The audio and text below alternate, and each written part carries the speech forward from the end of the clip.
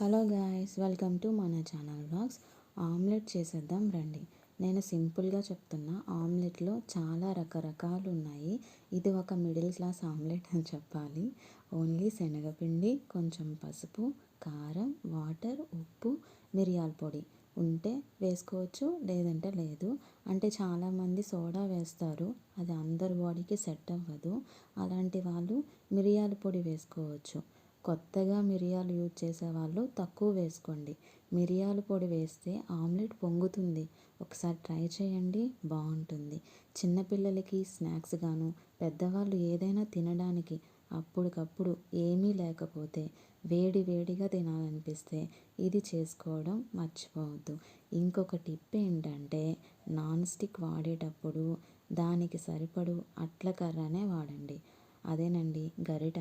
నేను అందుకే వీడియోలో చూపించాను ఏం వాడాలి, ఏం వాడకూడదు అని. స్టీల్వి వీటిలో అస్సలు వాడద్దు. సరిగా దోశ అయినా ఆమ్లెట్ అయినా రాదు బయటికి. ఇంకోటి, నాన్ స్టిక్ కూడా పాడైపోతుంది. ఇంకొకటి ఏంటంటే, మనం వేసేవి అవ్వగానే వాటర్తో ఒక్కసారి కడిగి పెట్టుకుంటే నాన్ స్టిక్ పాడవ్వదు. మనం అంటే వాష్ చేసుకునే ముందు అప్పటికప్పుడు వాష్ చేయలేరు కదా, వెంటనే గిన్నెలు తోమడం అంటే కష్టంగా అనిపిస్తుంది కదా. ఒక్కసారి వాటర్తో అలా కడిగేసి పక్కన పెట్టేసుకోండి. నాన్ స్టిక్ పాడవ్వకుండా ఉంటుంది. ఇంకొకటి ఏంటంటే, హై ఫ్లేమ్లో నాన్ స్టిక్ని మార్చకండి, కాల్చండి అంతేగాని మార్చకండి దాన్ని. ఎక్కువ ఫ్లేమ్లో పెట్టి చేసేసామనుకోండి, నాన్ స్టిక్ చుట్టుపక్కలంతా లోతుగా ఉంటుంది, సెంటర్లో పైకి ఉబ్బుతుందన్నమాట. అంటే ఒకే ఫ్లాట్లో ఒకే స్ట్రైట్గా ఉండదు, పాడైపోతుంది నాన్ స్టిక్. మళ్ళీ మనం నెక్స్ట్ టైం యూజ్ చేసుకునేటప్పుడు అది సరిగా రాదు బయటికి. ఓకేనా? సో ఎప్పుడైనా సరే ఇట్లానే చేయండి, నాన్ స్టిక్ పాడవ్వకుండా ఉంటుంది. ఈ వీడియో ఎంతో కొంత ఇన్ఫర్మేటివ్గానే ఉందని అనుకుంటున్నాను.